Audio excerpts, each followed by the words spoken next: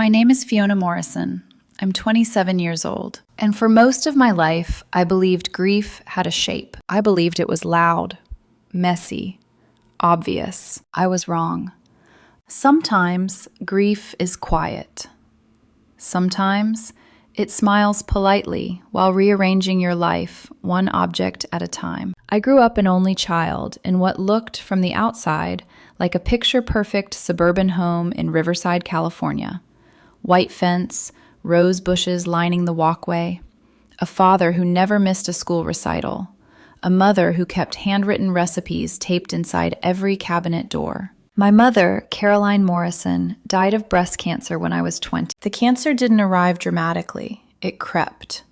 2 years of appointments, soft reassurances.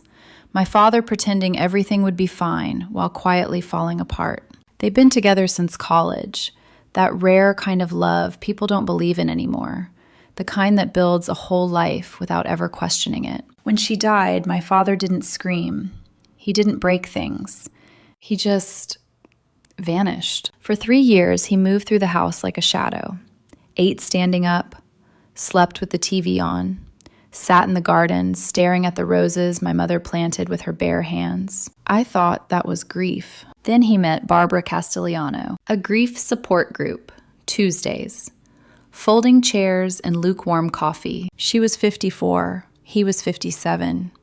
She'd lost her husband 2 years before my mom passed. They bonded over shared loss, shared language, shared emptiness. At first, I was genuinely relieved. He smiled again, started shaving every morning, bought new shirts, talked about the future without his voice cracking. I told myself this was healing. I didn't realize it was replacement. Things moved fast, too fast, but grief does that to people. Within 7 months, Barbara moved into our family home, the house I grew up in, the house where my mother's rose garden still bloomed every spring without fail, like muscle memory. Within a year, they were engaged. I was 23 by then, working as a veterinary technician at Riverside Animal Hospital, living with my boyfriend, Nathan Cole, in a small apartment in downtown Los Angeles. The problems didn't start loudly. They started politely. Barbara rearranged things, small things. A vase here, a picture frame there.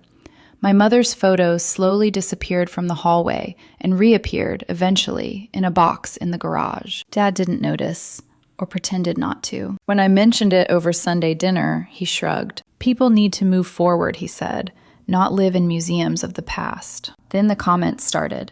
Your mother had such outdated taste in furniture. I can't believe Caroline never renovated this bathroom. It's straight out of the 80s. She said it with a laugh, with a smile. I felt something twist in my chest every time. My Aunt Helen, my mother's older sister, noticed immediately. That woman is erasing your mother from her own home, she told me over coffee one afternoon. And your father is letting her. I tried talking to him privately one evening when Barbara conveniently had a dentist appointment. Her comments about Mom really bother me, Dad. She's just trying to make the house feel like hers too, he replied. She donated Mom's china collection without asking. I never used it anyway. What's the actual harm? That was the moment I realized Barbara had far more control than I understood. The house wasn't changing. It was being rewritten, and my father was letting it happen. I didn't know yet that this was only the beginning, that the real damage wasn't the furniture or the photos. It was the quiet way I was being edited out next. If grief was loud, I could have fought it. If manipulation had come with shouting or slammed doors, I would have recognized it for what it was. But what Barbara did to my father didn't look like cruelty. It looked like concern. It wore cardigans and gentle reminders. It spoke softly while closing doors behind it. At first, it was just presence. She was always there. When I called my dad, she answered his phone more often than he did.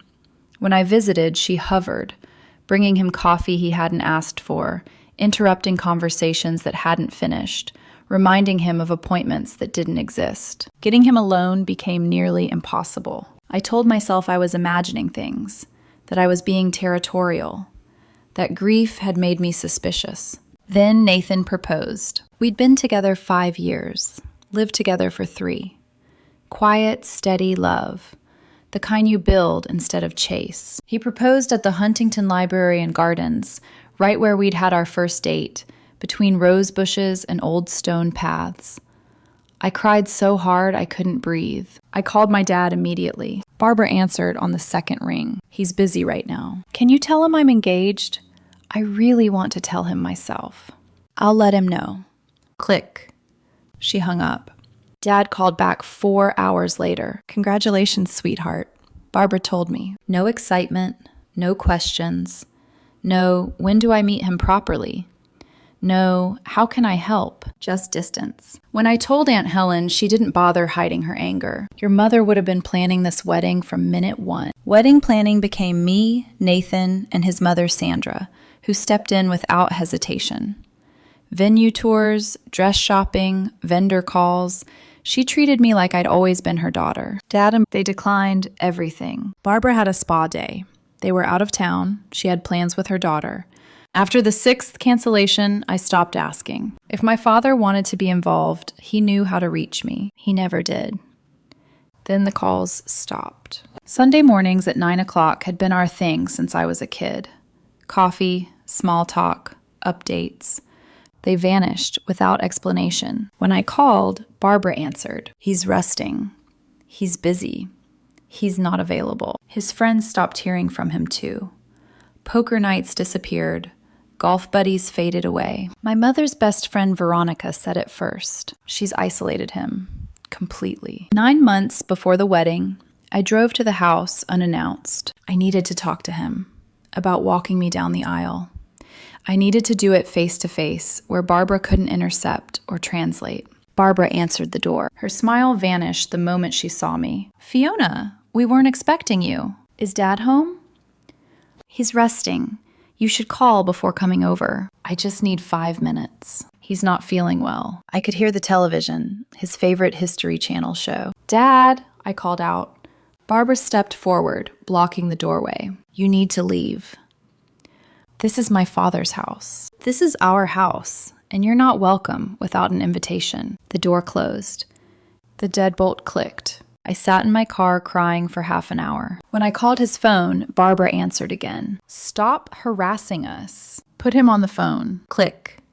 That was the day I realized love was being reframed as danger. A week later, a police officer showed up at my apartment. Barbara had filed a report claiming I was stalking them. I showed him my phone, the messages, the call logs. Normal, gentle, desperate. He told me to keep my distance. That night, I started documenting everything. Dates, times, who answered, what was said. Nathan's father, Gregory, a retired family law attorney, told me the same thing. Evidence matters. I sent my dad a handwritten letter with the wedding details. It came back 3 weeks later. Return to sender. Barbara's handwriting. 4 months before the wedding, I went to my father's old office. That's how I learned he'd retired early. 7 months ago, without telling me. His former colleague pulled me aside. She insisted he quit completely. Did he want to? He seemed resigned. 3 weeks before the wedding, a cease and desist letter arrived. Threats,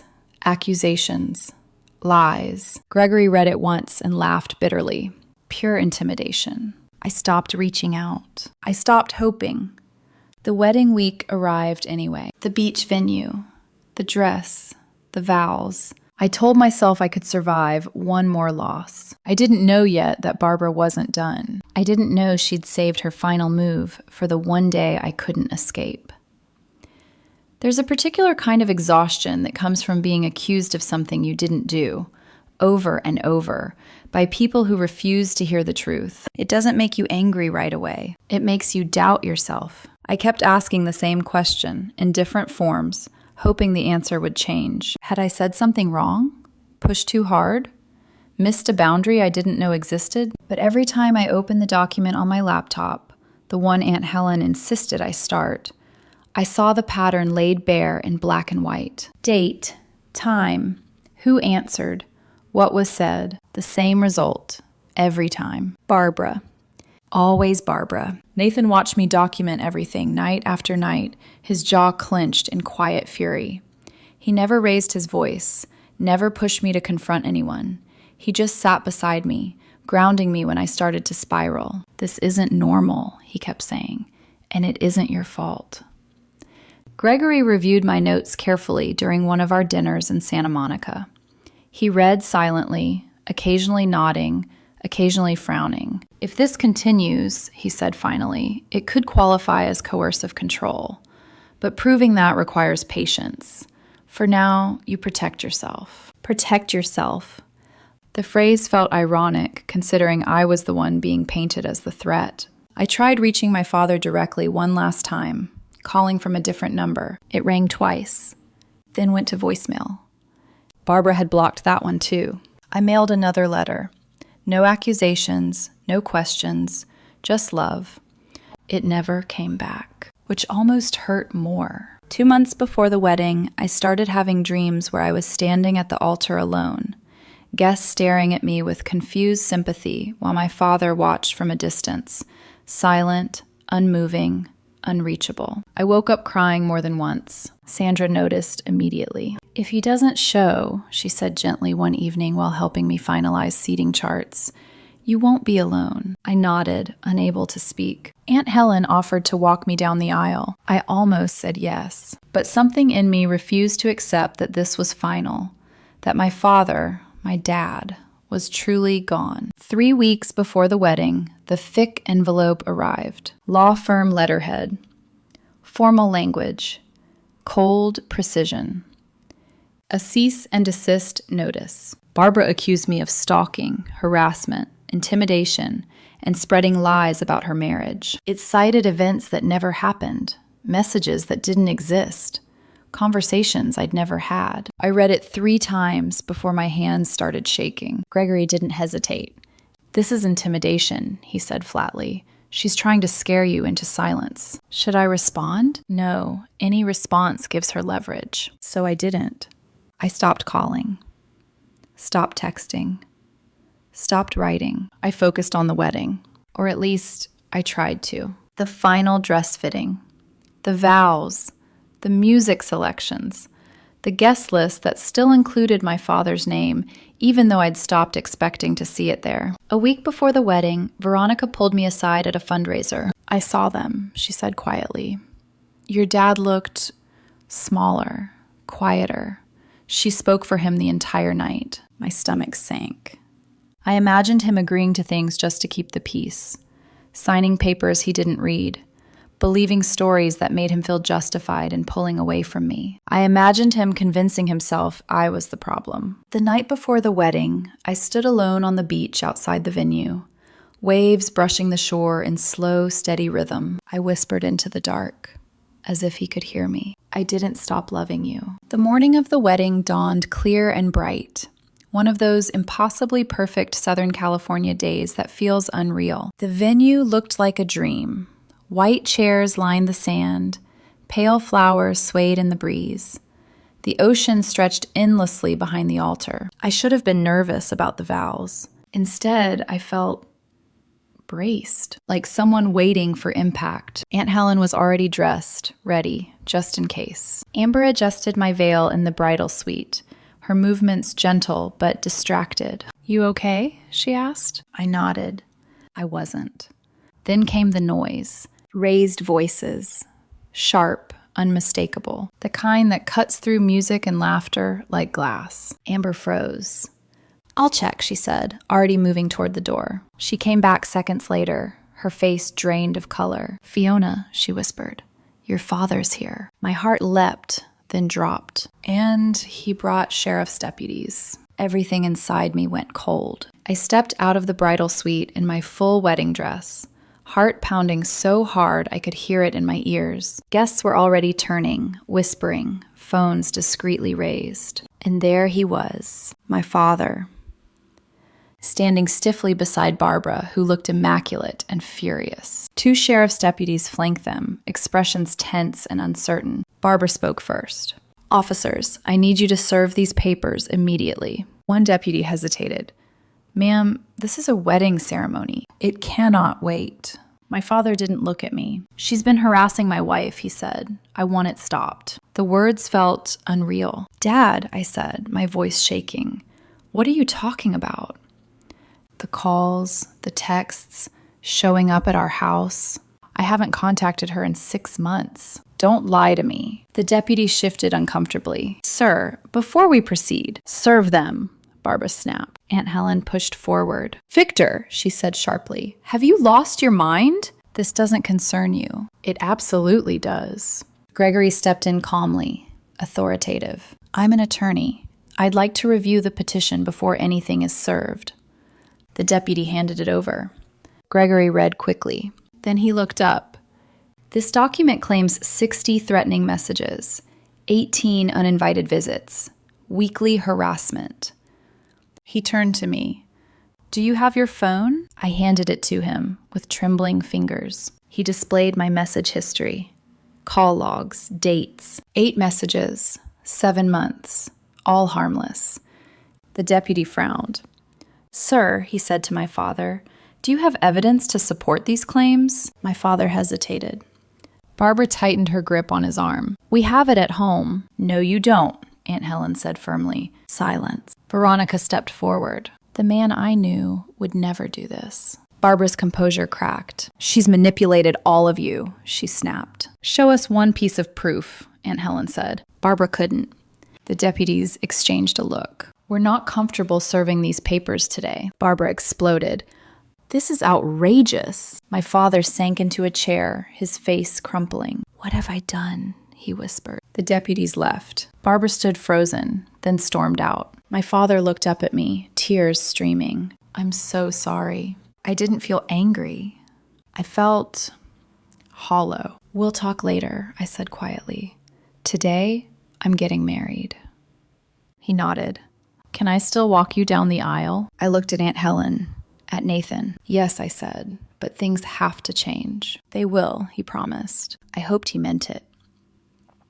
The ceremony was delayed by 40 minutes. 40 minutes of whispered conversations, shifting chairs, and guests trying not to stare at me like I was a live exhibit labeled Public Family Breakdown. Amber helped me blot my mascara while I stared at my reflection, barely recognizing the woman looking back. My dress was still perfect. My hair hadn't moved.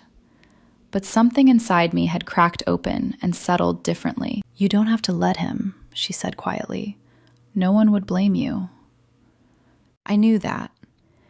That almost made the choice harder. Outside, the ocean kept moving like nothing had happened. Waves rolled in, indifferent and steady, as if reminding me the world didn't pause just because mine had nearly collapsed. When the music finally began, my father stood beside me, hands trembling. I don't deserve this, he said under his breath. No, I replied honestly, but I deserve peace today. He nodded, swallowing hard. As we stepped onto the sand together, every eye turned toward us. I felt the weight of it. Judgment, curiosity, relief, confusion, all pressing down at once. My father walked slower than he used to. He looked older, smaller, like someone who'd been holding his breath for far too long and only just realized he could inhale again. When he handed me off to Nathan, his voice broke. Take care of her, he said. Nathan didn't hesitate. I will. The ceremony itself was beautiful, simple, honest, steady. Nathan's vows grounded me when my own voice shook. When he promised honesty, partnership, and choosing me, even when it was inconvenient, I felt the echo of what had almost been taken from me entirely. When I said I do, it wasn't just to him. It was to myself. The reception that followed felt surreal at first, like stepping into sunlight after a long, dark tunnel. Music played, glasses clinked, laughter returned cautiously, then fully. My father stayed. He didn't hover, he didn't control, he just existed. He apologized to Aunt Helen, to Veronica, to people he hadn't spoken to in years. I didn't see it, he kept saying. I should have seen it. Barbara never returned. Part of me waited for another scene, another explosion. It never came. Later that night, my father found me alone near the edge of the beach, shoes off, toes buried in the cool sand. I don't know how to fix this, he said quietly. I don't even know if I can. I looked at him, the man who once taught me how to ride a bike, how to drive, how to grieve, and felt something complicated settle in my chest. This isn't about fixing, I said. It's about accountability, he nodded. I let someone convince me that love meant control, that protecting my marriage meant destroying my relationship with my daughter. Yes, I said softly, you did. He winced, but didn't argue. That can't happen again, I continued, not in any form. I understand. Do you? I asked, because understanding means action. I'm filing for separation, he said. Tomorrow. I studied his face for signs of hesitation. There were none. I won't come back unless I can rebuild trust, he added. At your pace. For the first time in over a year, I believed him. The night ended with dancing, laughter, and a kind of joy that didn't erase the pain, but stood beside it. That felt honest. As Nathan and I left under a canopy of lights, I glanced back once. My father was standing alone, watching us with an expression I hadn't seen in years. Clarity, regret, and resolve. Some damage can't be undone, but sometimes truth arrives just in time to stop the bleeding. The morning after my wedding, I woke up before the sun. Nathan was still asleep beside me, one arm heavy across my waist, his breathing slow and steady in that way that made me feel anchored to the present. For the first time in months, there was no knot in my chest demanding my attention, just quiet. I slipped out of bed and padded onto the balcony of our hotel room overlooking the ocean. The beach was empty now.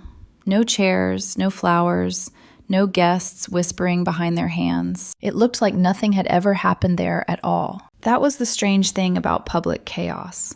Once it passed, the world erased it effortlessly. Only the people inside it carried the aftermath. My phone buzzed softly in my hand. A text from my father. I didn't sleep. I keep replaying everything. I'm so ashamed. If you're willing, I'd like to talk today. No pressure. I stared at the screen for a long time before replying. We can talk, but we need to be clear about what this is and what it isn't. His response came almost immediately. I understand. Or at least, I'm trying to. Later that afternoon, we met in the quiet courtyard of the hotel cafe. Neutral territory. No walls heavy with memories. No Barbara. He looked different in daylight. Still tired. Still older than I remembered. But lighter. I filed for a legal separation this morning, he said before I could speak. I didn't go home last night. I nodded slowly. I'm not telling you this to impress you, he added quickly. I'm telling you because you deserve to know I'm not minimizing what I did. That mattered. I let myself be convinced that love meant loyalty at all costs, he continued, even when those costs were you. I didn't interrupt him. I believed her when she said you were hostile, dangerous, resentful, because it was easier than admitting I'd failed you. There it was. Not excuses, not confusion, ownership. That doesn't disappear overnight, I said quietly. What happened didn't start at the wedding. It started when you stopped listening. I know, he said, and I don't expect forgiveness. I don't even know if I deserve it. I studied him carefully. Forgiveness, I'd learned, wasn't a feeling. It was a decision, one that came with conditions. I'm willing to rebuild, I said, but this time, I set the rules. He nodded immediately. No more gatekeepers, I continued. No one speaks for you. No one filters communication. If you're upset with me, you tell me directly. I will. No legal threats, ever. Never again. And therapy, I added. Individual, not optional. He exhaled shakily. I already scheduled an appointment. That surprised me. Not because it fixed anything, but because it showed intent. We sat there for a long moment, letting the silence settle without fear. I missed so much, he said finally. Your engagement, your planning, the chance to be the father you deserved. Yes, I said honestly, you did. He nodded again, tears slipping down his cheeks without resistance. I don't expect to be forgiven quickly, he said, or fully. That's good, I replied, because forgiveness isn't the same as access. That truth landed hard, but he didn't push back. That night, Nathan and I packed our bags to leave for our honeymoon. As we loaded the car, my father stood nearby, hands folded, uncertain where he fit now. "I won't crowd you," he said quietly. "I'll wait for you to reach out." I appreciated that more than any apology. Before we left, he hugged me, carefully, briefly, like someone who understood that closeness had to be earned again. On the drive north, Nathan glanced at me. "You okay?" I thought about it. "I'm not fixed," I said, "but I'm no longer trapped." He smiled softly. "That's enough." Weeks later, life settled into something resembling normal. My father sent occasional updates, therapy sessions, legal steps, quiet check-ins without expectations attached. I responded when I wanted to, not out of obligation, out of choice. And that was the real shift. Barbara tried to reach me once, an email filled with self-pity and blame. I never responded. Some doors don't need closure. They need distance. The truth is, forgiveness didn't come as a wave of relief. It came as boundaries, as accountability, as the refusal to rewrite reality just to preserve comfort. If your parents showed up to your wedding with law enforcement, armed with lies they chose to believe, could you forgive them once they finally saw the truth? I don't know the universal answer. I only know mine. Forgiveness didn't mean forgetting. It meant choosing myself first and letting everyone else meet me there, or not at all.